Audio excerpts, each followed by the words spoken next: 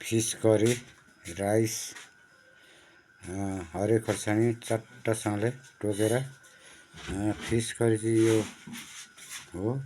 यो चाहिँ यो फिस तन्दुरी तावा तन्दुरी बनाएको यो खोर्सानीको साथमा रहेको चाहिँ यो एक पिस चाहिँ यो धेरै नबनाएको थोरै थोरै बनाएको त्यही भएर एकै पिस बनाएर चाहिँ यो फिस तन्दुरी स्पेसल तरिकाले खाना लागेको यो हाम्रो बेलुकाको डिनर हो।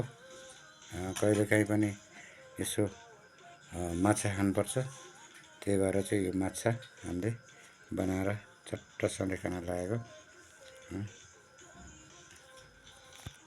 तपाईँहरू पनि यसै गरी चट्टसँगले बनाएर मजासँगले खानुहोस्। माछा जति खायो त्यति मानिसहरूको लामो आयु बढ्छ।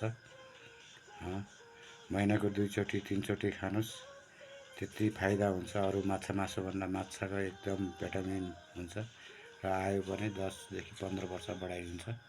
जति माछा मानिसहरूले रुचाउँछ नि त्यति आयु बढाउने हो। ओके, धन्यवाद।